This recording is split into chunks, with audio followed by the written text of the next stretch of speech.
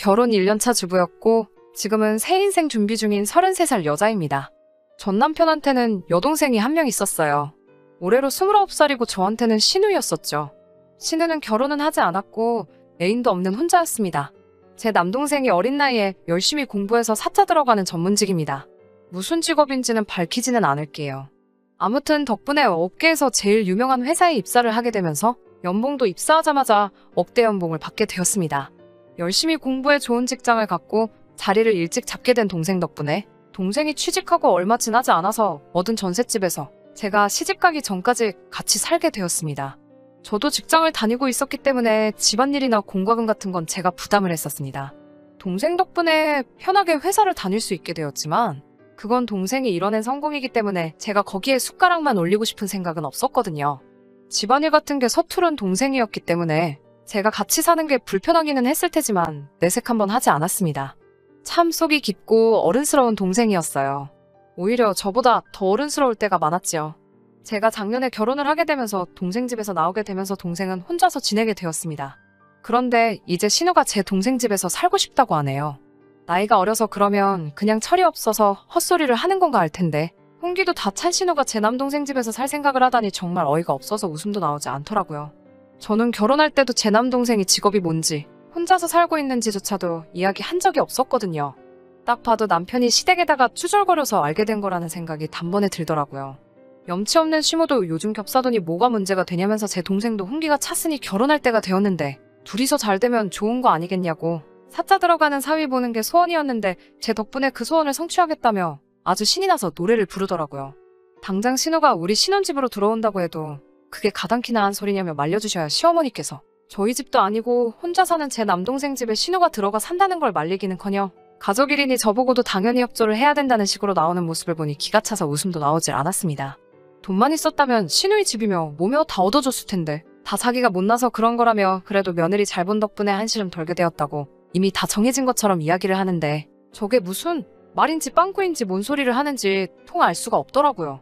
시어머니한테 그게 도대체 무슨 말씀이냐고 아무리 신우 미래가 걱정되신다고 한들 되는 건 되는 거고 안 되는 건 안 되는 거지 않냐면서 제 눈에 흙이 들어가도 그건 안 된다고 말씀드리니 저보고 치사하게 1억이냐면서 돈이 없으니 어른 알기를 우습게 아는 거냐면서 늙으면 죽어야지 하시며 신세한탄을 하시는데 남편은 한술 더 터서 저보고 못됐다고 지네 엄마한테 말버릇이 그게 뭐냐고 한 소리를 하더라고요.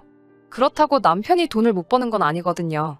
물론 제 남동생만큼 버냐고 물으시면 남동생이 버는 거에 반도 못 벌긴 하지만 나름 중견기업에서 과장직책 달고 있고 시댁에 생활비도 넉넉히 보내주는 거? 제가 아무 말도 안 하고 참고 있는데 아주 두 모자가 작정하고 저를 몰아가는데 아주 말이 안 나왔습니다.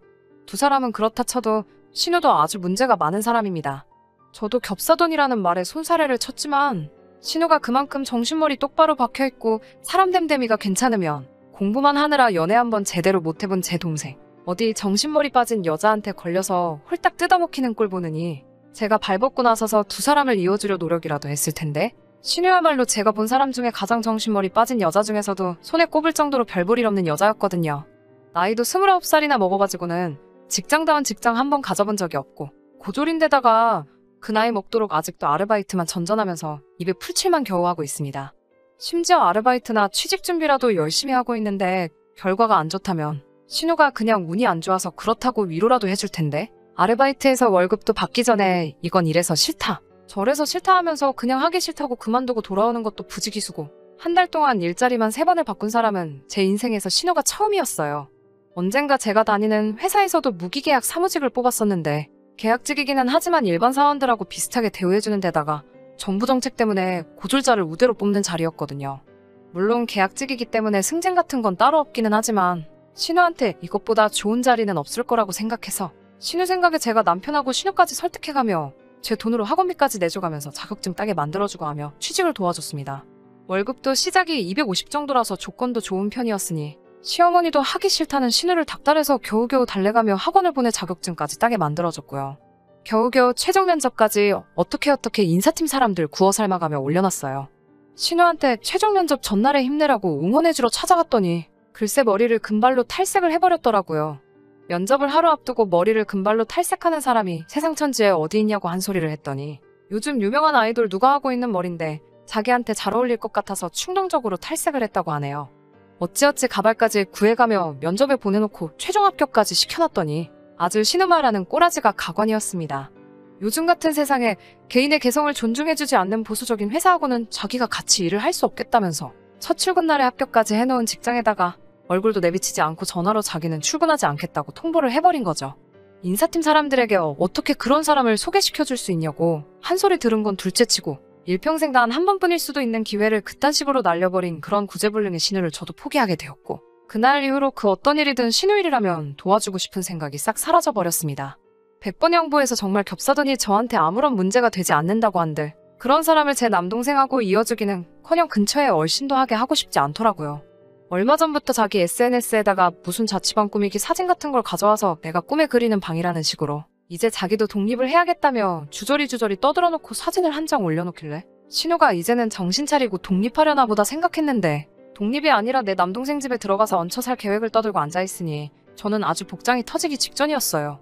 그 와중에 뚫린 입이라고 말은 또 잘하더군요. 청소며 빨래며 자기가 다 할 거고 월세도 낼 거라고요.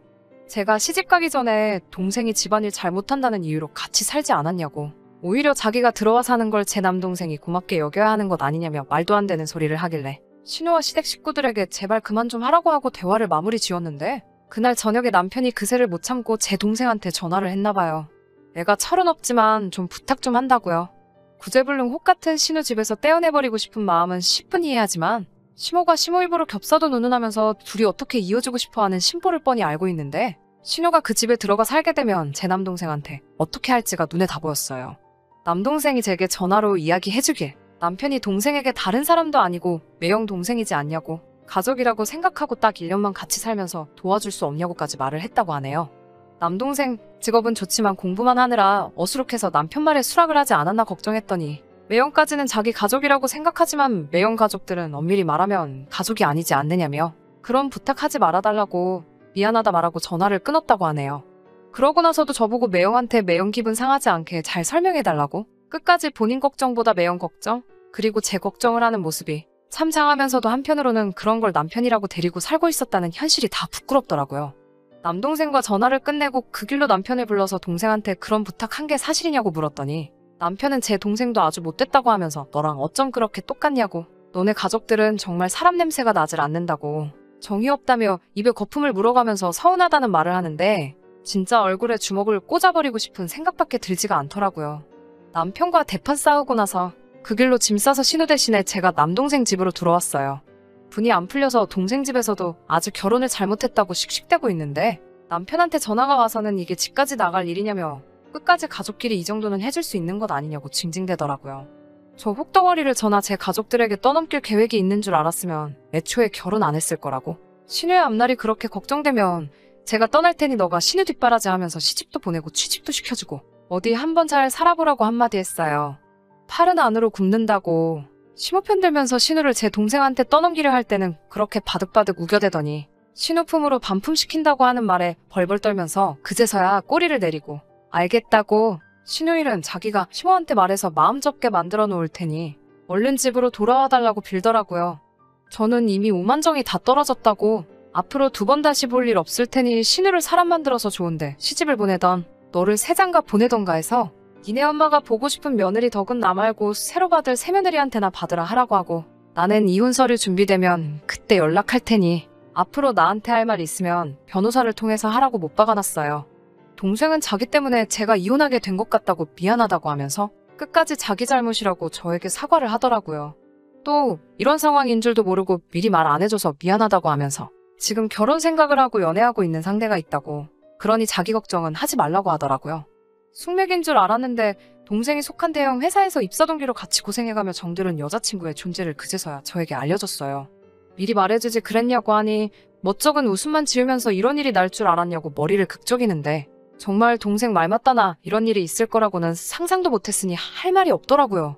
저는 결국 이혼녀가 되어버리고 말겠지만 제 동생 하나만큼은 정말 참하고 좋은 여자와 삶을 준비하고 있으니 그나마 그게 위안이 되네요. 제가 잘 풀린 것도 아니고 동생이 좋은 직장 가지고 있는 건데 이 결혼 생활 끝까지 이어갔다면 그걸 빌미로 시댁에 헌신했어야만 했을 제 모습을 생각하니 이렇게 된 게 오히려 잘 된 거라는 생각이 드네요. 이 사단의 모든 원흉인 신우는 이 일로 정신을 차린 건지 저에게 자기 생각이 짧았다며 미안하다고 사과해왔고, 머리도 다시 검은색으로 염색했다고, 혹시 그 취직 자리 아직 기회가 있다면 저보고 다시 한번 주선해줄 수 있냐고 부탁을 해오더군요. 너네 가족들은 왜 기차가 떠나고 나서 잡으려고 하는 거냐고, 그거 혹시 집안 유전 아니냐고, 다들 이참에 인생 공부 처음부터 다시 하는 게 어떻겠냐고 말해주니, 그게 그 집구석하고 마지막 나눈 이야기인데, 그래도 남편 가족이라고 그간 참아왔던 말을 한 번에 다 쏟아내고 나니 마음 하나만큼은 정말 후련하네요. 동생은 곧 결혼식을 올릴 것 같고, 저도 새로운 인생을 준비 중입니다. 동생의 회사 사람은 아니지만, 동생이 같이 공부하던 시절에 알던 사람이 있다고 저한테 소개를 시켜준다고 저보고 한번 만나볼 생각이 없냐고 물어오네요. 물론 그 사람들도 가족이 어떤지는 만나봐야 알겠죠. 하지만 이제 이렇게 새 인생을 시작하게 되었는데, 이제는 좀 더 신중하게 결정해서 또 같은 실수를 반복하지 않게 저도 사람을 보는 안목을 길러야 할 것 같습니다. 끝까지 들어주셔서 감사합니다. 오늘의 사연은 여기까지입니다. 구독과 좋아요, 알람 설정 부탁드리고 더 좋은 사연으로 다시 찾아뵙겠습니다. 감사합니다.